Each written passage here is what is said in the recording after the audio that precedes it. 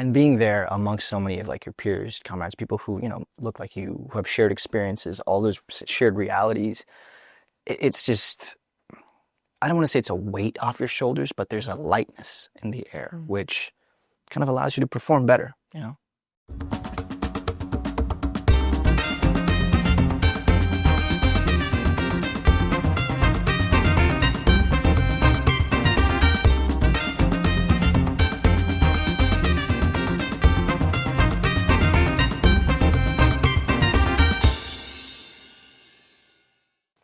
Anirudh, welcome to That Desi Spark. We are so thrilled to have you. Thank you so much for having me here, and thank you for your patience. I know I was running a little late today, so. IST, we're familiar. Of course, it's in my blood. What am I gonna do? I'd love to start at the beginning. Yeah. When you were young, what did you want to be when you grew up? I think here's the issue. I had a romantic notion about kind of everything. And it was everything that I was constantly fed through media, so film, TV, whatever it is that I saw. So I wanted to be like a soldier. I wanted to be a secret agent. I wanted to be like James Bond. I wanted to be a doctor at certain points. I wanted to be a chef. All of these things that I saw, because all I saw was like the dramatic elements and like the heroic moments and the romance and all this stuff. And it wasn't until I became like 22, 23 when I moved to LA that I realized, oh, wait a minute. I just want to be an actor, because I just want to be in those roles for those moments. I just wasn't able to make up my mind as a kid. So you ended up in the perfect role. I would think so, yeah, the perfect career. Were there things that you romanticized about your own life as a kid as you were growing up in Texas? I think I had maybe like an idyllic fantasy of like what growing up would be like. Mostly because, again, I would watch these like coming of age movies, things like Adventureland or even something like The Outsiders or like Stand By Me, something that like, oh, these kids are going on a grand adventure where it's like totally changing their lives. When in reality, I think we all do go on those grand adventures as a kid, but like you don't really realize it until you get way older. You really reflect on it. Because like in the moment, you're really living, you're just being present as a 12-year-old, 13-year-old, Is there something your parents did to nurture this adventurous spirit and this sort of anything is possible, zeal you had about you? No. I think that's the short answer. But at the same time, I don't think they ever kind of like, there was never any like supportive statements like, follow your heart, follow your dreams, none of that, because I think, of course, they're coming from a place of like, okay, this is just what you do, this is life, this is, you follow this path. But at the same time, there was never like a sort of repression, I did have a lot of freedom where I could kind of go outside, ride my bikes, I'd be gone for a couple of hours over the weekends, that sort of thing, and they'd be okay with it. That's great. Yeah. That's great. You kind of took the what was expected of you path, in college, and right after you studied public health with the intention of going to medical school, worked in consulting. Yeah.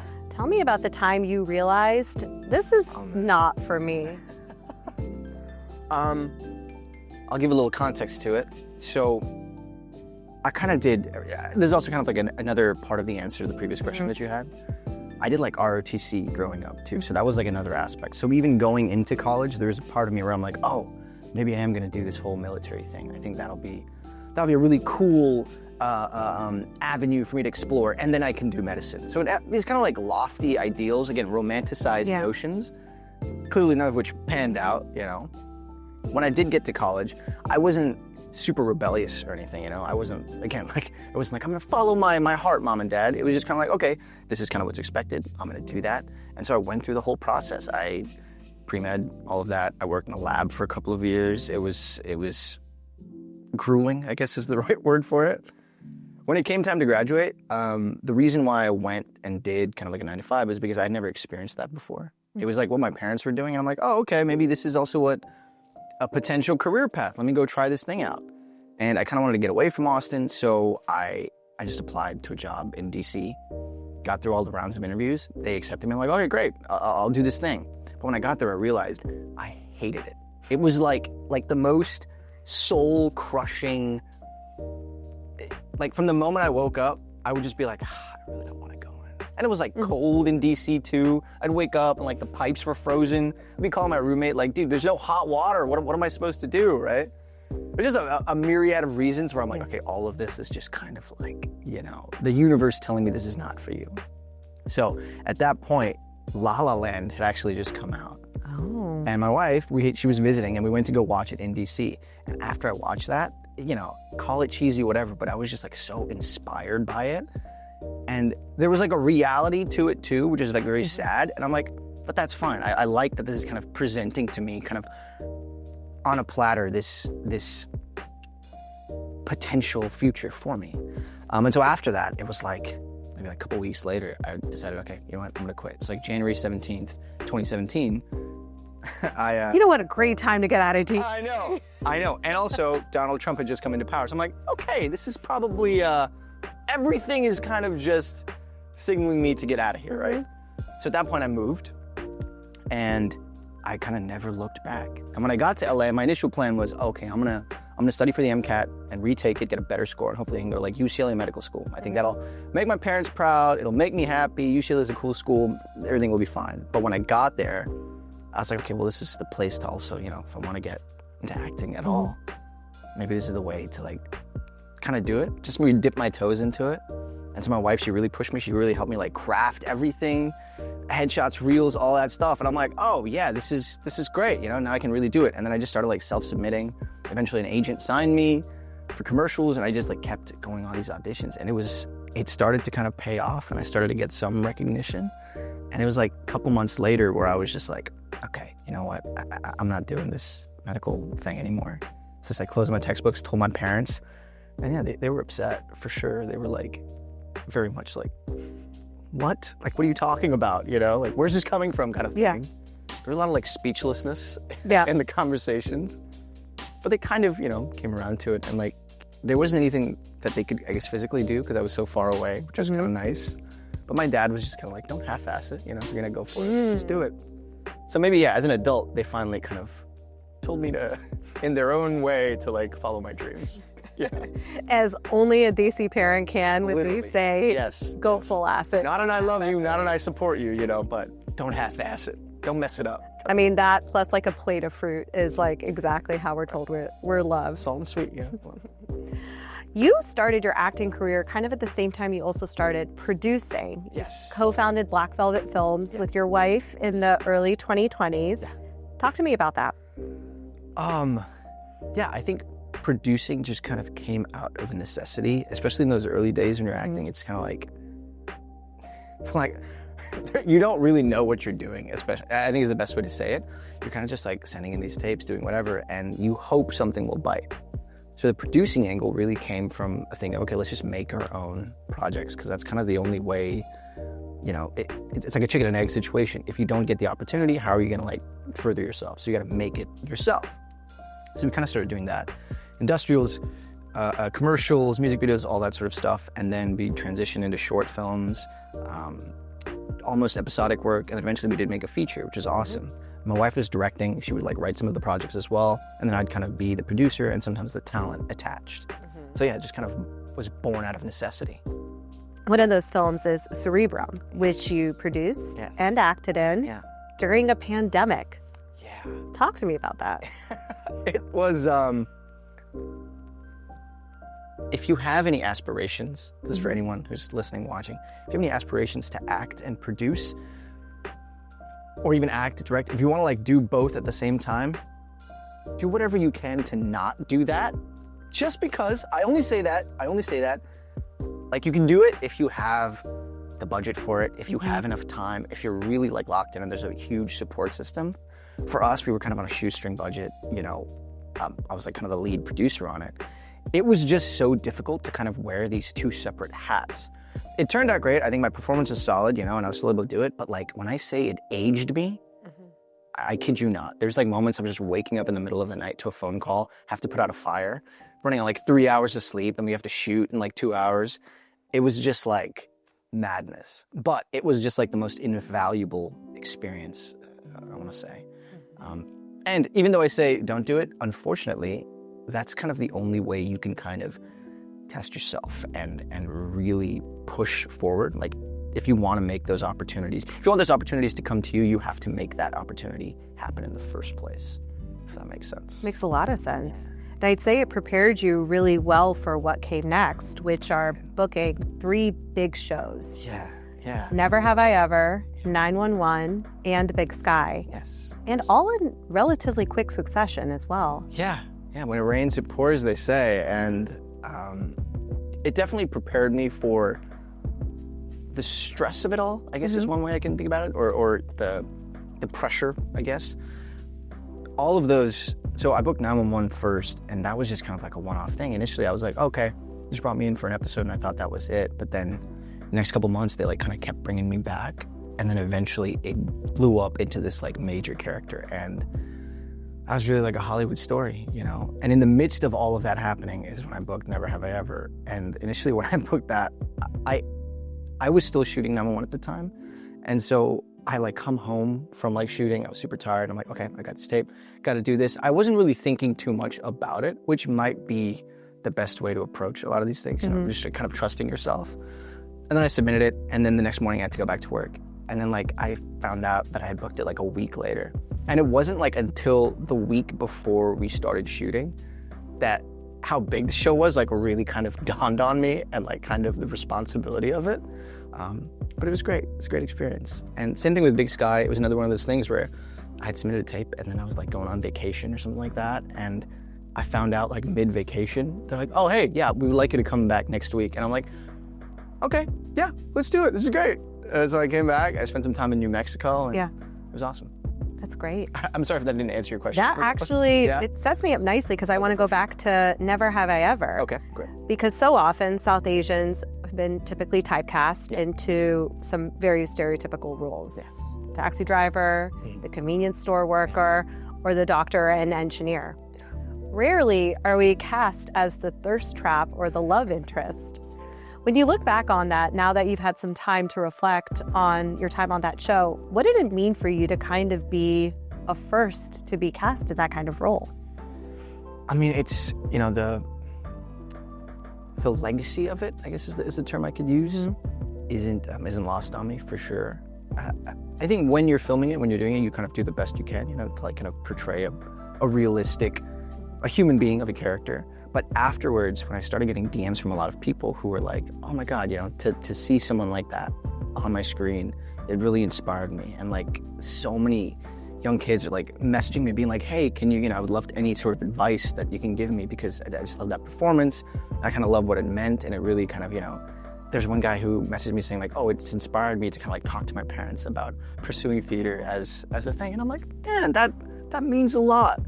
And like circling it back, I remember when I first kind of got into just entertainment to begin with, there was a part of me which is like, I really would like to make an impact, which is kind of what everyone wants to do. But I always thought that, film, TV, Broadway, all that sort of stuff can impact so many people on such a grand scale. And when I get messages like that, it's really all of that kind of coming to fruition. And I'm like, wow, it's something that's definitely measurable. It's someone who's actually being like, wow, this has changed my life. And it's a great feeling. What was that set like, being among so many South Asian performers, crew, and just a very diverse set? It's the best feeling in the world, We always talk about imposter syndrome, especially in the very Caucasian-dominated industry. You just don't have that. You definitely feel like wanted, you feel seen, you feel heard, you feel like you belong, which is something that's invaluable.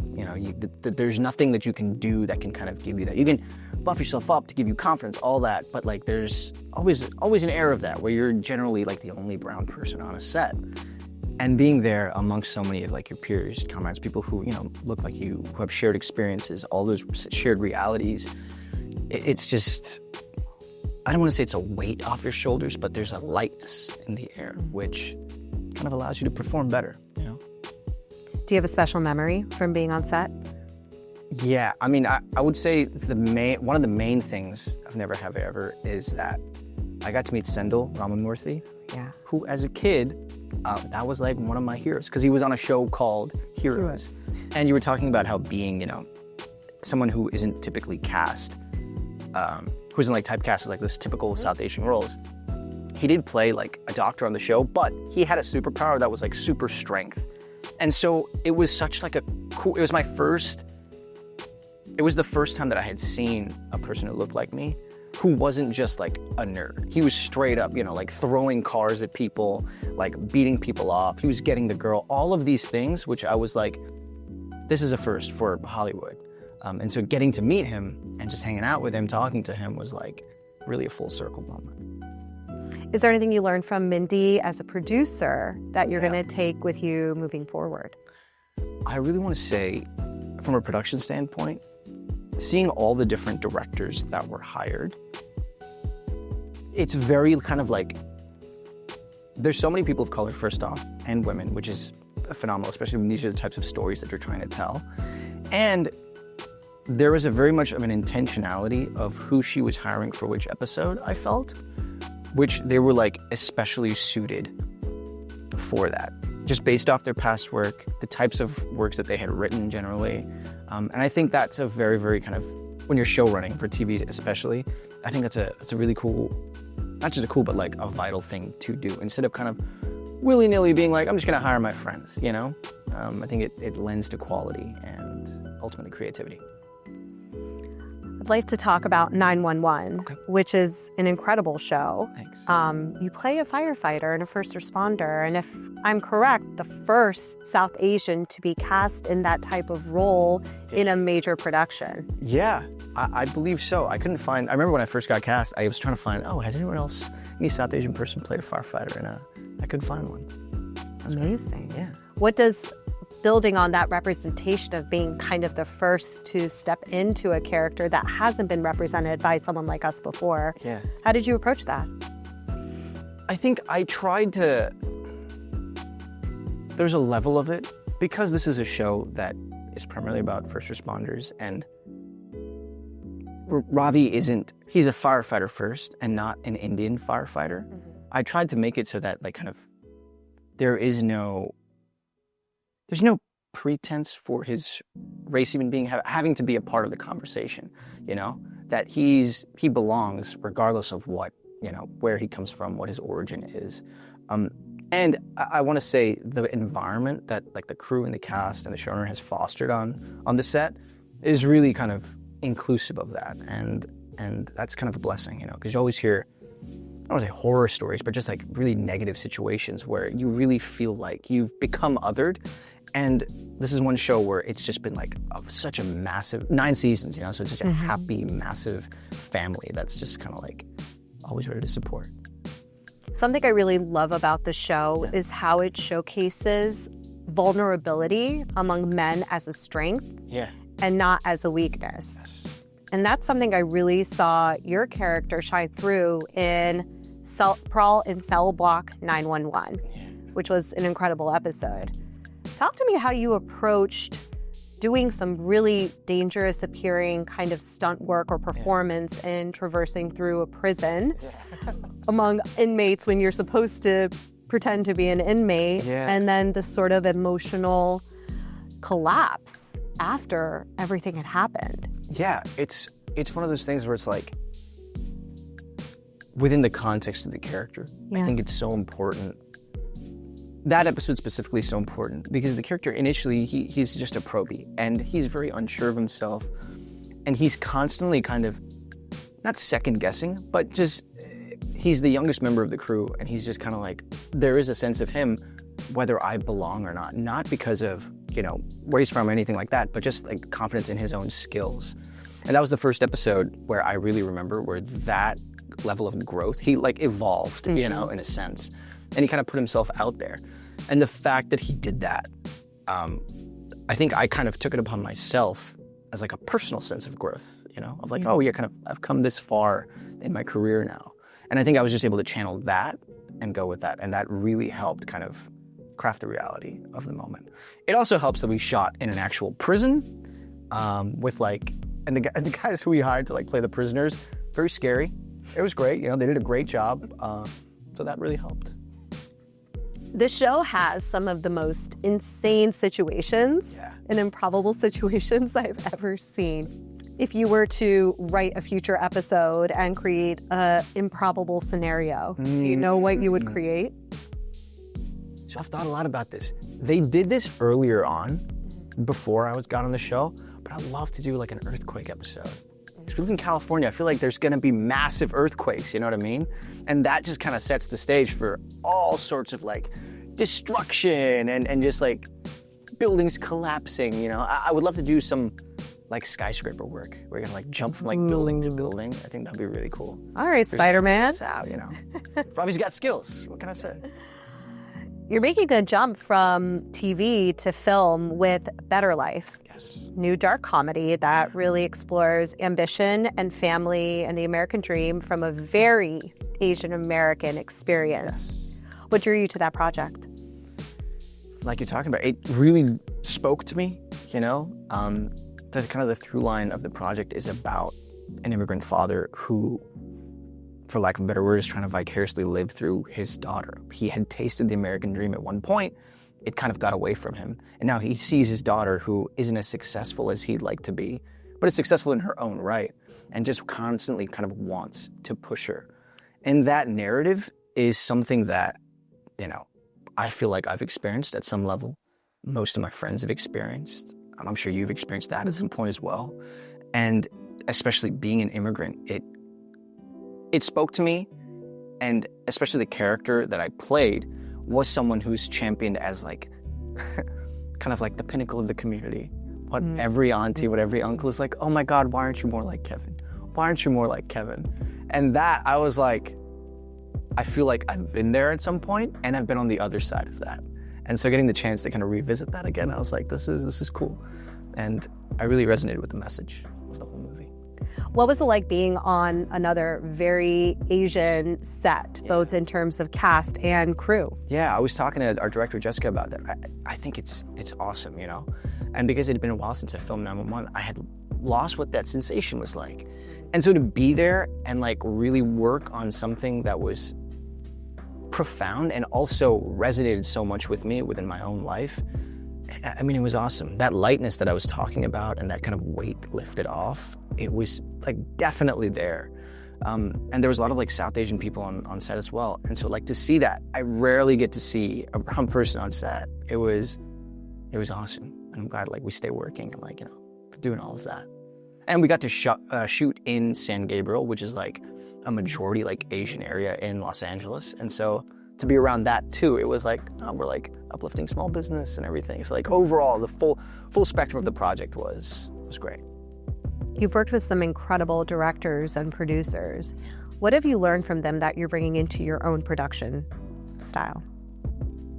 Yeah, I was actually talking to somebody about this the other day. The main thing, I want to say like the number one thing that I've learned is the mark of a really great, both director and producer, is the ability to problem solve as fast as possible. Because like situations are always gonna arise, you know, there's no way to kind of avoid that. But if somebody comes up to you and says, oh, hey, that car that you wanted, it's not gonna be there.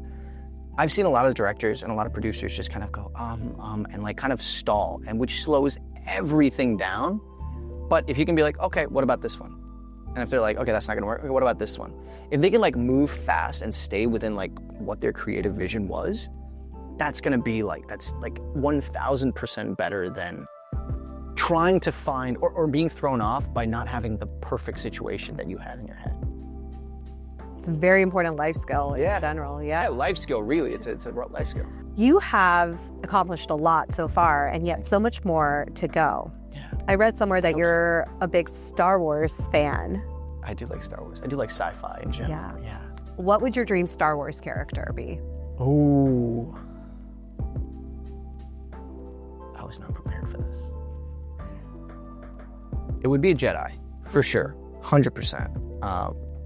I think when I was a kid, you know, I had like 5 different lightsabers, all different colors. Definitely a Jedi, but like a Jedi who's like a rogue Jedi, you know what I mean? He doesn't play by the rules. He's not a part of the Order anymore because he didn't agree with it. So he had to kind of go on his own. He's living like on a swamp planet somewhere, kind of like Yoda. But he doesn't look like Yoda, you know? He looks like me. But he's still got like, you know, and he's very adept at using the Force and his lightsaber skills. What are some of your other dream roles? Okay, so I definitely want to do something that's science fiction, like more projects that are science fiction. So something that like a project that would like take place in the very, very distant future, you know, like on a starship or something like that, would be awesome, you know, and if I could have even like a small part in that, it would be great. This is another answer that a lot of people are like, huh, that's really interesting that you would say this. I think as I'm getting older, like the whole concept of like faith and religion, you know, and I'm not really religious myself, but it's always kind of intrigued me, the things that both organized and, you know, unorganized religion can do. And so I think an exploration of being a priest or like a man of the cloth would be something that's really interesting, you know, because to like go through that process, the level of faith that it would take to dedicate yourself to that I don't think it would come easy to an individual. And so I would love to kind of explore that more. Was that the answer you were expecting? That's fascinating. I was not what I was expecting, but now that you said it, I can't help but think, especially among the South Asian community, right? It's either been horrifically caricaturized, 100%. and not. It's all or nothing, right? It's like all or nothing, and there's no middle ground. And I think specifically, so I'm a Malayali, and so in the South Asian community, or in the South Asian but Malayali community, in Kerala, we have such an amalgamation of different religions where it's not just like this Hindu dominant thing where there's Hindus and Muslims, a lot of Christians and Jewish individuals all kind of living together. So even like a project that kind of explores that, I think it would be cool. I think Life of Pi does it a little bit. He talks about his growing up in Chennai in Tamil Nadu, but I don't think there's been a project that kind of like really hones in on that. You've also said that Broadway is something you'd love to do one day. Yeah. Are you a play or a musical actor? Play. Definitely play. You know, I would love to do a musical, but I can't sing. I've tried. I've really tried. My wife says, that's not the note. That's not the key. You are so off. You are so off. And so I think maybe if I had some training, maybe a lot of training, I could do it. But I think at this stage in my life, I don't think a musical is it. But I would love to do a play, you know. I missed the chance to see Othello on Broadway. And if you have any recommendations while I'm in town, I should definitely go check one out.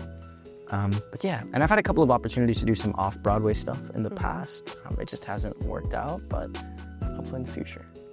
Archduke is a great play. Archduke? Yeah. It just premiered? It's going on right now. Archduke, okay. It's about like the start of World War I from like a very comedic and less hapless sort of perspective. Okay, nice. So I think you'd like that. Great. You say your DMs definitely exploded with some of your big roles. With people asking for advice and talking about how your roles and your performances inspired them. What advice would you give to an aspiring actor? I think a big thing, and this is something that I've learned most recently, which is for better or for worse, they want to hire you. They don't want to hire Ralph the cop or you know, Arjun, the soldier, whoever it is. It's like they want to hire you. And what you're looking for, or what they're looking for, is not for you to wow them with some bold choice of, oh wow, they really, you know, blew it out of the water, but like something that comes naturally. And what's going to come naturally is you, is being yourself and kind of just letting that part shine. Obviously, you know, within the realm of what the role requires, but painting it with what you can bring, with who you are as a person, I think just kind of goes a long way. And while that might sound kind of complicated, all you have to do is just imagine if I was doing this. And that might just be acting, but like, I think it's something that we really forget about because we're so hung up on, oh, I gotta like be intense like a cop. I gotta be intense like a detective, or I gotta be really funny because he's supposed to be like a funny guy. And it's just kind of like, just bring it all down and just do you. The way you romanticized careers as a kid followed you into romanticizing a really beautiful life and finding the career you were always meant to be in. How would you encourage people in general in such challenging times to romanticize their own lives a bit to push through the hard moments? There's a TikTok that somebody sent me once, and it was about, you get to do this. You get to do this no matter what it is, right? Like you're doing laundry, You're doing dishes. You gotta go get a nice coffee. You gotta park your car. You get to do all of these things. So similarly, even if you're in a career that you dislike, if you're in a situation that you absolutely are not a fan of, obviously work towards what it is that you want to do. I think that goes without saying. But in that moment, you can say, hey, like, I get to go to work. I get to do this. I get to wake up every day, and this is a privilege that so many other people don't have. And while it's not to like admonish you, it's just kind of like, they talk about being present, and they talk about like, it's all relative, right? Like, even you think like, oh my God, if I had a nicer car, then everything would be fine. No, you still have kind of the same problems. There's a guy out there maybe who wishes they had a car, wishes they had, 2 legs to even like be able to walk, that sort of thing. Sorry, it's getting really dark, but just kind of like that sort of changing your mindset to kind of be like, oh, everything is kind of a privilege to be able to wake up every day. I think that has really helped me in the last year to just kind of be like, wow, life is beautiful, And that might seem just kind of a little cheesy, but like, it's the truth. It really, really is the truth. And you just gotta open your eyes and just embrace it all. Does that kind of answer the question? It does. Yeah, okay. And to take us back to where we started, if you could sit down with your younger self, what would you tell him? I would say everything that I've just said, but also, if he would understand what it means, I would be like, it's not that deep, It's not that deep. Everything that you're like stressing about, everything that you're constantly like kind of hyper-focused and like being hyper-vigilant about, none of it is, Unless the government is like coming to arrest you or something like that. And even then, I think our president is showing that it's not even that deep, according to him. So it's not that deep. You just gotta, again, be yourself, embrace it all, and don't worry too much about kind of everything. Do the work, obviously. Don't half-ass it, like my dad said, but it's not that deep. That's your Yodaism. That's my Yodaism. Yeah. That's my Star Wars character that lives in the swamp, and is a rogue. Yeah. Thank you so much for joining us. I love chatting with you today. This is an absolute pleasure. Thank you so much for having me.